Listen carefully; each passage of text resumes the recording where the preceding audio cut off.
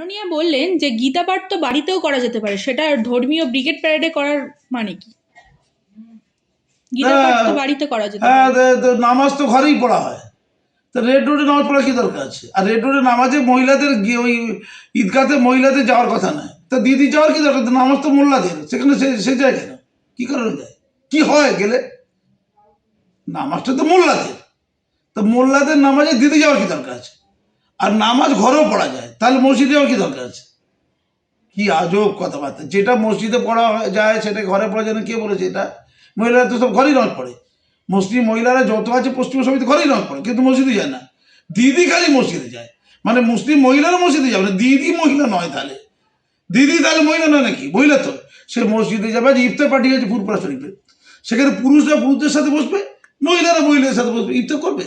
কিন্তু দিদি কি করলেন? সমস্ত ফুরফুরার মহিলারা মহিলাদের সাথে বসলো। কিন্তু দিদি হচ্ছে এমন একটা উন্নত মানের মহিলা, সে পুরুষদের সাথে বসবে, ওই দাঁড়িয়েওয়ালা টুপিওয়ালার সাথে বসবে। মানে নোংরামি তো সীমা আছে একটা নাকি? এই চালাকি আমাকে বেশি খাওয়াবেন না, চালাকি ধরে দেবো কিন্তু। বলুন।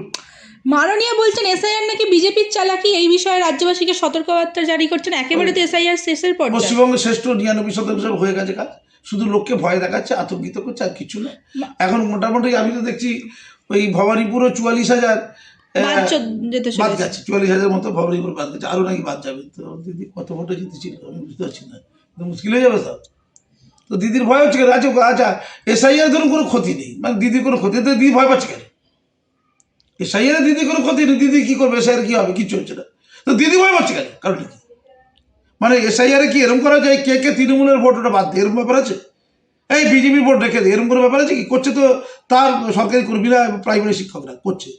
তারা কি বেঁচে যায় কে তৃণমূল? তুমি তো শুনলাম তৃণমূলের লোক, শুনলাম সুরঞ্জনা, এই তোমার নাম কি? সঞ্জনা। তা তুমি তো তৃণমূল লোক, শুনে কি তোমার ভোটটা কি বাদ দেওয়া হয়েছে? এসআই কি বাদ দিয়েছে?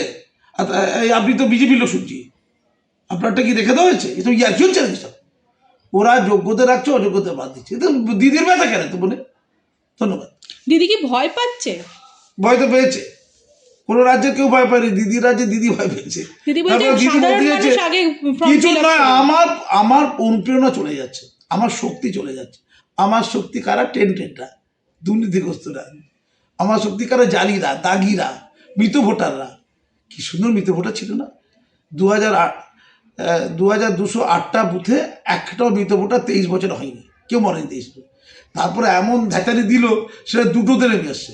গতকালকে টিভিতে বলছে দুটো তো আছে, তারপর দুটো জায়গায় কেউ মরে না, অমরত্ব লাভ করেছে। দিদির বুথগুলো তো অমরত্ব লাভ করে। আচ্ছা পাগলামি তো সীমা আছে। তাহলে ওই বুথগুলোতে যারা ভোট দিয়েছিল প্রায় 20-25 লাখ 22 লাখ, তো জাল ভোট সব, তো জাল ভোট তো সবগুলো। তো ওই ভোটে যদি দিদি ক্ষমতায় এসে থাকে, জনাদেশ পেয়ে থাকে, মুখ্যমন্ত্রী হয়ে থাকে, তাহলে তো জনাদেশ গণ্ডগোল আছে। কিন্তু মন্ত্রীদের লোক মানবে না, কি করে ভাই? মন্ত্রীদের কেউ মানবে? এই বিহারে যে ভোটটা হলো, বিহারে ক্ষমতায় কারা? বিহারে ক্ষমতা ছিল তো নীতিশ কুমার আর বিজেপিরা আগে, তো ওরা তো নাও করতে পারত।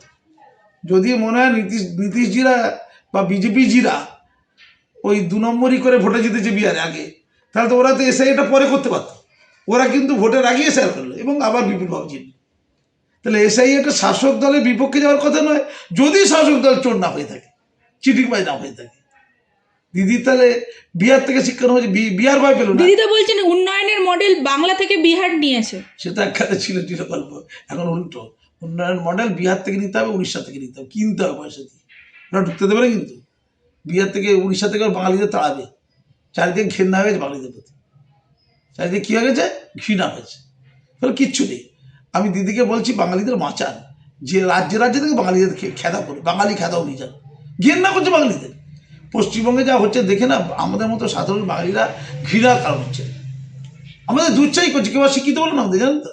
ভুল করে কেউ বাঙালিদের শিক্ষিত বলে, ধান্দাবাজ বলে, পাঁচাটা বলে, এই যে পাঁচাটা ধান্দাবাজ, সাম্প্রদায়িক, দাঙ্গা করি, হাঙ্গাম করি। আমরা অনুপ্রবেশকারীদের খুব ভালোবাসি, জালিদের খুব ভালোবাসি, সবাই বলছে তো, এই জালিদের কি ভালোবাসি, চিটিংবাজদের কি ভালোবাসি।